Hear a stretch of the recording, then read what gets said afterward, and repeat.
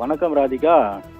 தமிழக தேர்தல், சட்டமன்ற தேர்தல் ஏப்ரல் 23ஆம் தேதி நடக்க இருக்கிறது ஒரே கட்டமாக.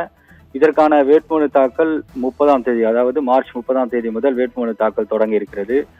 ஆனால் திமுக கூட்டணியில் ஓரளவு தொகுதி பங்கீடு பேச்சுவார்த்தை எல்லாம் சுமூகமாக சென்று கொண்டிருக்கிற நிலையில் அதிமுக, அதாவது தேசிய ஜனநாயக கூட்டணியில் அதிமுக பாஜக சேர்ந்த தேசிய ஜனநாயக கூட்டணியில் என்ன நடக்கிறது என்பது தெரியவில்லை. அந்த அளவிற்கு ஒரு இடியாப்ப சிக்கலில் தான் அந்த கூட்டணி செல்கிறது. அதிமுக தலைமையில் தேசிய ஜனநாயக கூட்டணியில் பாமக, அன்புமணி தரப்பு பாமக, அமமுக, டிடிவி அமமுக உள்ளிட்ட கட்சிகள் இருக்கின்றன. ஆனால் தொகுதி பங்கீடு என்பது இதுவரை முழுமையாக நடக்கவில்லை. ஏனென்றால் பல முறை பியூஷ் கோயல் சென்னை வந்து எடப்பாடி பழனிசாமியை சந்தித்து பேசினாலும் தொகுதி பங்கீடு என்பது முழுமையாகவும் ஒரு சுமூகமாகவும் நடைபெறவில்லை என்பதுதான் தெரிய வருகிறது.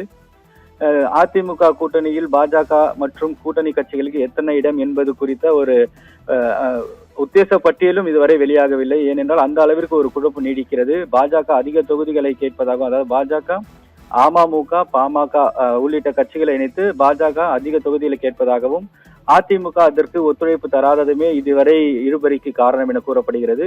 பிரதமர் மோடி 3 முறை பிரச்சாரம் மேற்கொண்ட போதிலும் தொகுதி பங்கீடு இன்னும் முழுமை பெறவில்லை. மேலும் பிரதமர் மோடி வரும் காலங்களில் பிரதமர் மோடி, அமித்ஷா, ராஜ்நாத் சிங், நிர்மலா சீதாராமன், பியூஷ் கோயல் உள்ளிட்டோர் பிரச்சாரத்திற்கு வர இருக்கும் நிலையில் இன்னும் தொகுதி பங்கீடு சுமூகமாக நடைபெறாதது கூட்டணி கட்சி தொண்டர்களிடையே ஒரு அதிருப்தியை ஏற்படுத்தி இருக்கிறது. எந்த நேரத்தில் என்ன வேண்டுமானாலும் நடக்கலாம் என்ற ஒரு சூழல் தான் இருக்கிறது. ஏற்கனவே புதுச்சேரியில் பார்த்தோமானால் கடந்த 3 நாட்களாக தேசிய ஜனநாயக கூட்டணியில் என்ஆர் காங்கிரஸ் தலைவர் ரங்கசாமி மன்சுக் மாண்டவியாவை சந்திக்காமல் புறக்கணித்து வந்தார். கடைசியாக ஒரு கட்டத்தில் நேற்று தான் அந்த சுமூகமான தொகுதி பங்கீடு முடிவடைந்தது. அதே போல்தான் தமிழகத்திலும் தேசிய ஜனநாயக கூட்டணியில் தொகுதி பங்கீடு சுமூகமாக நடைபெறவில்லை. கடந்த 2 நாட்களுக்கு முன்பாக அதிமுக பொதுச் செயலாளர் இபிஎஸ் அமித்ஷாவை சந்தித்து தொகுதி பங்கீடு குறித்து பேசினார். சுமூகமாக நடைபெறுவதாக டெல்லியிலே பேட்டி அளித்தார். ஆனாலும் தற்போது பியூஷ் கோயல் சென்னை வருவதாக ஒரு தகவல் இருந்தது.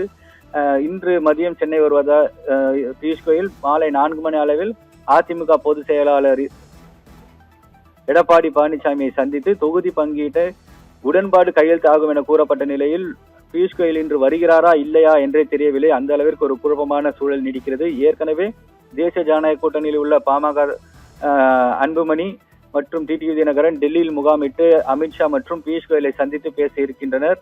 இந்த நிலையில் பியூஷ் கோயல் இன்று வருவாரா இல்லையா, தொகுதி பங்கீடு சுமூகமாக நடைபெறுமா, அதிமுக மற்றும் தேசிய ஜனநாயக கூட்டணி தலைவர்கள் டெல்லியில் முகாமிட்டிருப்பது ஏன், தமிழகத்தில் தானே பேச்சுவார்த்தை நடத்த வேண்டும், டெல்லிக்கு ஏன் செல்கிறார் என்று எதிர்க்கட்சிகள் பல்வேறு விமர்சனங்களை முன்வைத்து வரும் நிலையில் தொகுதி பங்கீடு என்பது இன்னும் அதிமுக கூட்டணியில் சரிவராக இருப்பது கண்டிப்பாக கூட்டணி கட்சி நிர்வாகிகள் மற்றும் தொண்டர்களிடையே அதிர்ச்சி ஏற்படுத்தி இருக்கிறது.